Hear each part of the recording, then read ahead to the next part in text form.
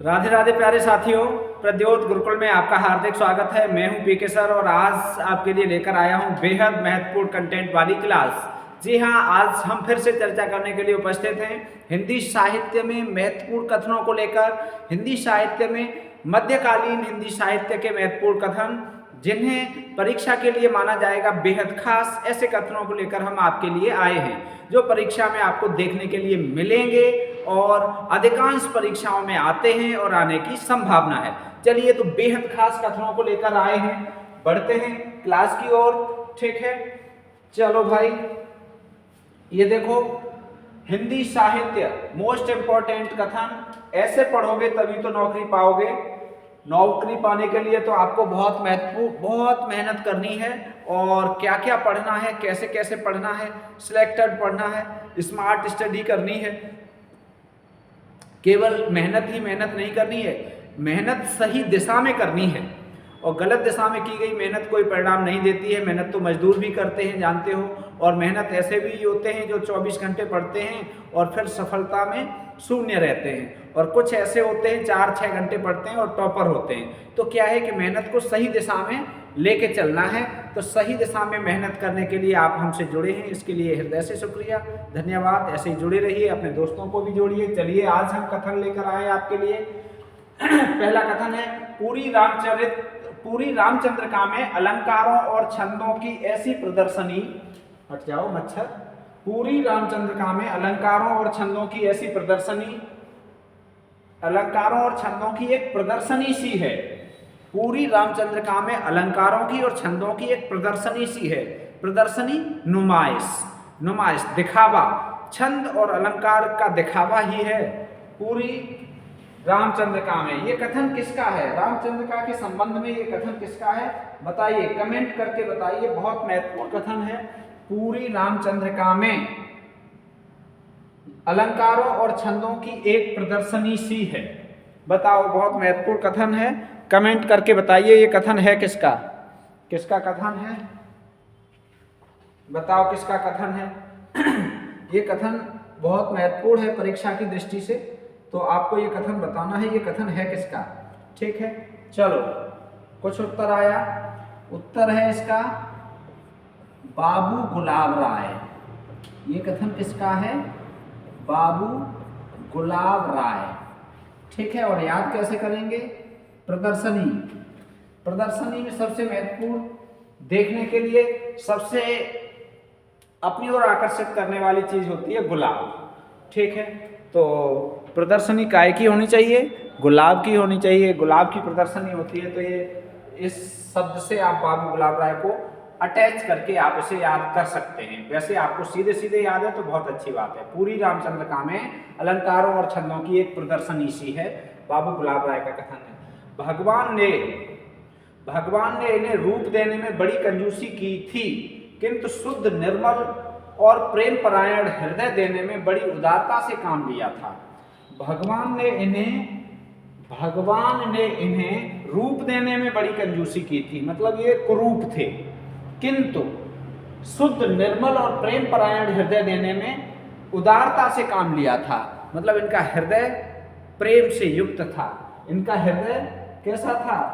निर्मल था, लेकिन इनका रूप कैसा था? कुरूप थे, ये रूप अच्छा नहीं था। बताइए ये कथन किसका है और किसके संबंध में है?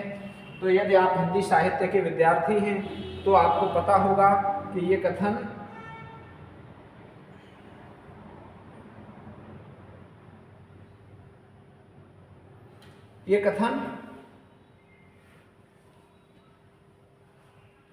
किसका है और किसके संबंध में है? ये कथन किनके संबंध में है? यदि ऐसा पूछा जाएगा तो आप बता देंगे मलिक मोहम्मद जायसी के संबंध में। ठीक है,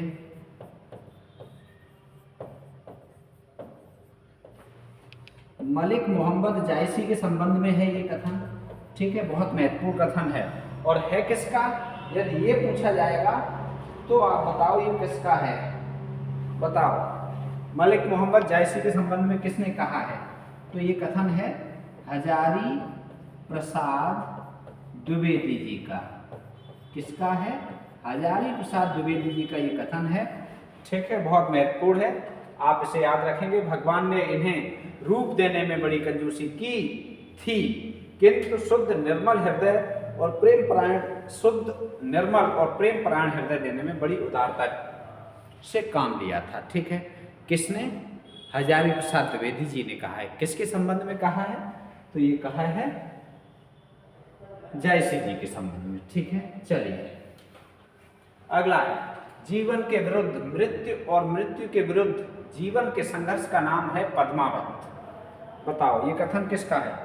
जीवन के विरुद्ध मृत्यु और मृत्यु के विरुद्ध जीवन के संघर्ष का नाम है पद्मावत। मतलब जीवन का विरोधी क्या है? मृत्यु, उसके प्रति संघर्ष, और मृत्यु का विरोध क्या है? जीवन, उसके प्रति संघर्ष। इस संघर्ष का ही नाम है पद्मावत। ये कथन किसका है?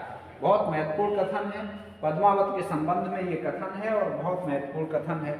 बताओ भाई, कमेंट करके बताओ ये कथन किसका है? जीवन के विरुद्ध मृत्यु और मृत्यु के विरुद्ध जीवन के संघर्ष का नाम है पद्मावत।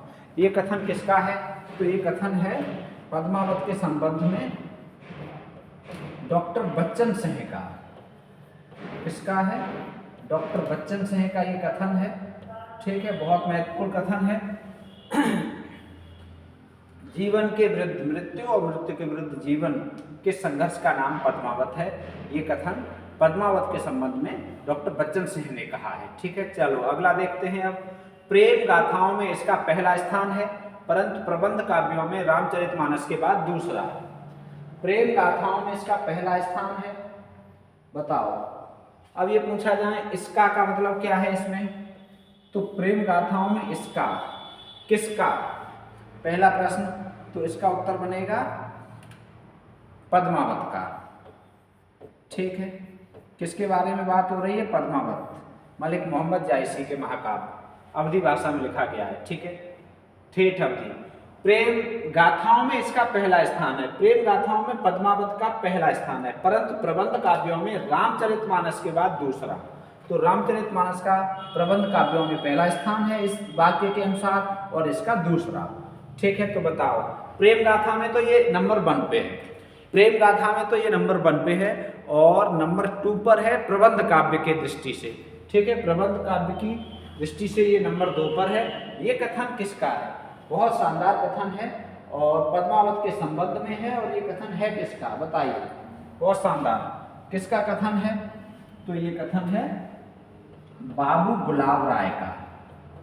ठीक है, किसका है? बाबू गुलाब राय। ठीक, चलो अब देखते हैं अगला। भक्ति की सर्वोच्च साधना ही तुलसी के धर्म की मर्यादा थी। बहुत बढ़िया कथन। भक्ति की सर्वोच्च साधना ही तुलसी के धर्म की मर्यादा थी। बताइए ये कथन किसका है? भक्ति की सर्वोच्च साधना ही तुलसी के धर्म की मर्यादा थी। भक्ति की सर्वोच्च साधना ही तुलसी के धर्म की मर्यादा थी। ये कथन किसका है? भक्ति की सर्वोच्च साधना ही तुलसी के धर्म की मर्यादा थी। बताओ, धर्म की बात हो रही है। ठीक है, तुलसी के धर्म की मर्यादा, तो मर्यादा पुरुषोत्तम किसे कहा जाता है? आप बताइए, तुलसी किन्हें ज्यादा मानते हैं, किन के भक्त हैं? तो ये सीधे सीधे आप अब उत्तर तक पहुंच जाएंगे, डॉक्टर राम कुमार। राम, मर्यादा पुरुषोत्तम कौन है? राम। और तुलसी किसे मानते हैं? राम को। भक्त तुलसी किसके हैं? राम के। तो ये कथन किसका हो गया? राम का, राम कुमार वर्मा का। ठीक है, डॉक्टर राम कुमार वर्मा ने कहा है कि भक्ति की सर्वोच्च साधना ही तुलसी के धर्म की मर्यादा। ठीक, अगला देखो। अब विद्यापति ने राधा कृष्ण का जो चित्र खींचा है उसमें वासना का रंग बहुत प्रखर है। बहुत बढ़िया कथन विद्यापति के संबंध में। विद्यापति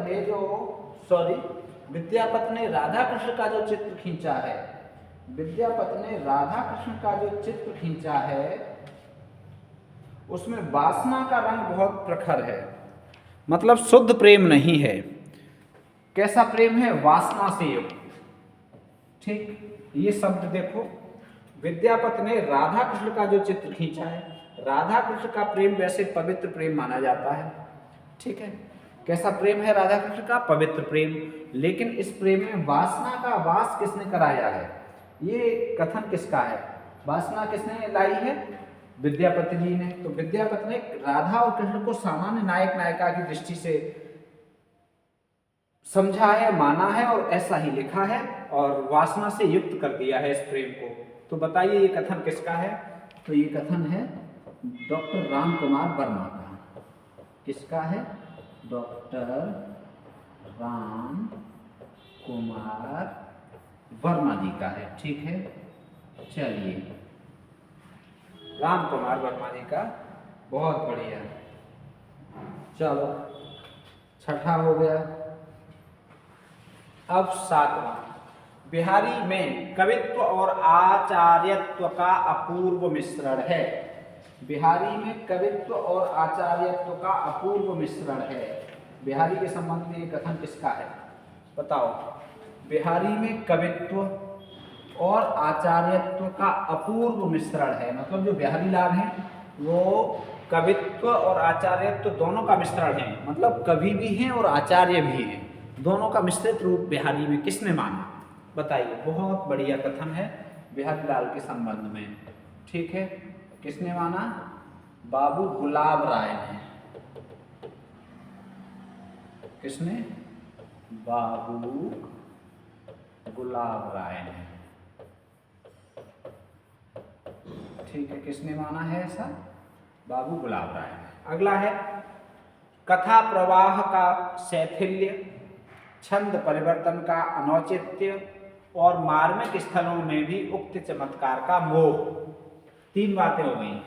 कथा प्रबंध का शैथिल्य एक बात, छंद परिवर्तन का अनौचित्य दूसरी बात, और मार्मिक स्थलों में भी उक्त चमत्कार का मोह। ठीक है, इस अर्थात रामचंद्र का, इसको उत्तम चरित्र काव्य नहीं होने देता। मतलब रामचंद्र का को उत्तम चरित्र काव्य होने से तीन चीजें रोकती हैं।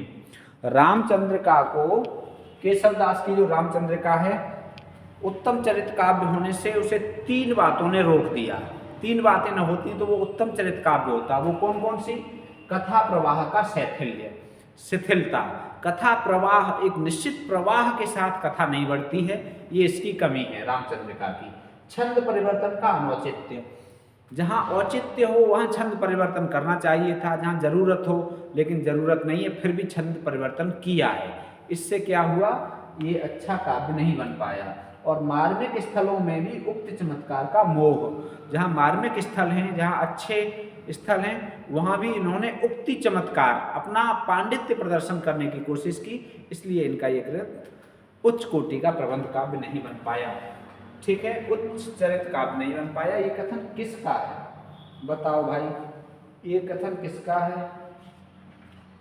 बोलो, ये कथन किसका है? तो ये कथन है आचार्य हजारी प्रसाद द्विवेदी का। किसका है? आचार्य हजारी प्रसाद द्विवेदी जी का।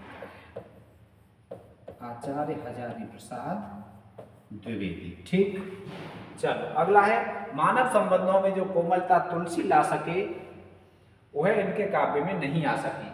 किनके काव्य में? बताओ। मानव संबंधों में जो कोमलता तुलसी ला सके वह इनके काव्य में नहीं आ सकी। अब इनकी बात करी जाए तो किसकी बात हो रही है यहाँ? केशवदास की। ठीक है, पूछा जाए किनके काव्य में नहीं आ सकी ये कोमलता, तो केशवदास के। मानव संबंधों में जो कोमलता तुलसी ला सके वह इनके काव्य में नहीं आ सकी। किनके काव्य में? केशवदास के। अब ये कथन है किसका? तो ये कथन किसका है? ये कथन है बाबू गुलाब राय का। किसका है? बाबू गुलाब राय। ठीक है, बाबू गुलाब राय। चलो अगला है बिहारी सूक्त संग्राहक कवि थे। बिहारी सूक्त संग्राहक, सूत्रों का संग्रह करने वाले। ठीक है, उन्होंने क्या किया? पुरानी बातों को पॉलिश करके, संवार कर, सजा के नया रूप दिया। इसी कला का चलता नाम मजनून छीना होना है। ठीक है, तो इन्होंने क्या किया? सूक्तियों का संग्रह किया है। ये कथन किसका है? किसने माना है कि बिहारी सूक्त संग्राहक कवि थे? बताओ।